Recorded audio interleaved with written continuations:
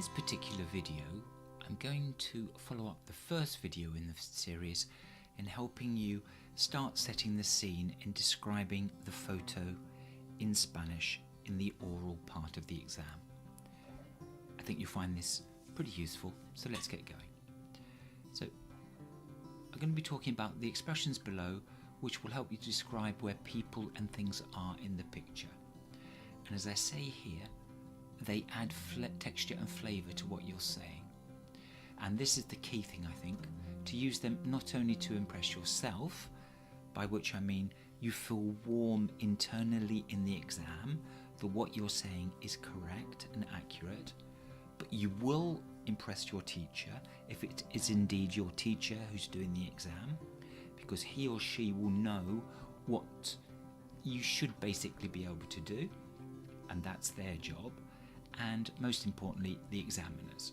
They're the people you're really there to impress.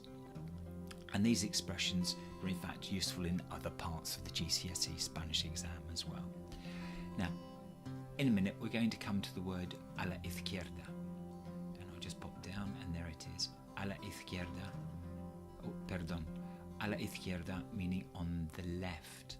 Now I know that quite a few people can be put off with the word izquierda because it's the Z and the Q all together.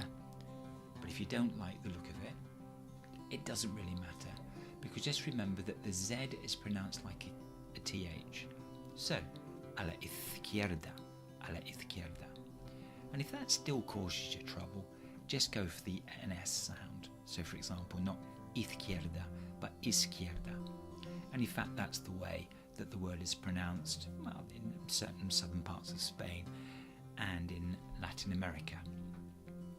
So let's get going with the list. So here they are. On the left hand side we've got our key phrases that we need to know, and on the right hand side we've got the English translation.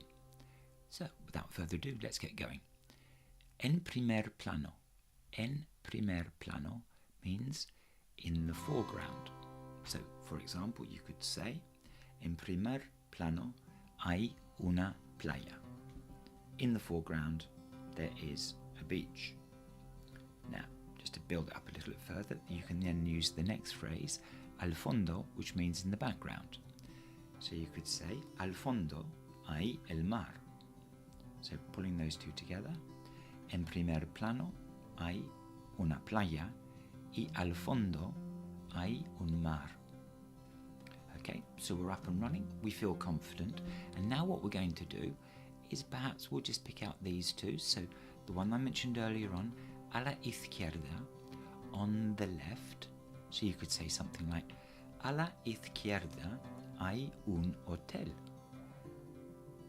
A la izquierda hay un hotel. So on the left hand side there is a hotel. And then on the right hand side you could say something like, bueno, a la derecha hay una piscina. So you can see what I'm doing. I'm just using these phrases and then adding them to little simple phrases that you know.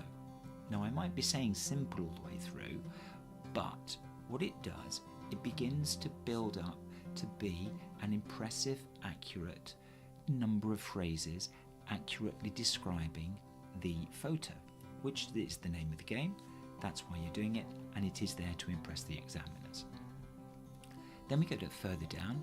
We've got three here which finish with de. So we've got cerca de meaning close to or near.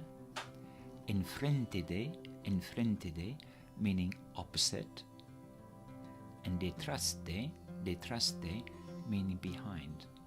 So the way you could use this is you could say cerca del hotel hay un restaurante.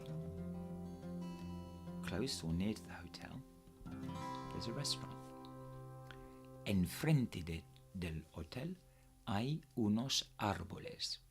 Enfrente del hotel hay unos árboles.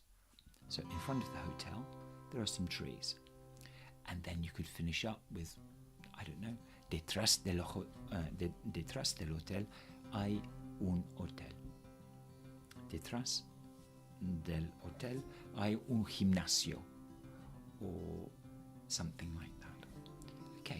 So there are the key phrases, and we're beginning now to really get quite confident in using these.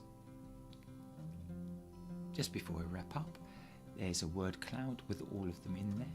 A la derecha on the right, a la izquierda on the left, en primer plano, in the foreground, enfrente de, opposite, detrás de, meaning behind, and cerca de, meaning near. Hopefully you found that useful, and I look forward to seeing you on YouTube in the not too distant future. Hasta pronto, amigos míos. If you liked that video, why don't you consider subscribing to the channel? Hasta pronto, amigos míos.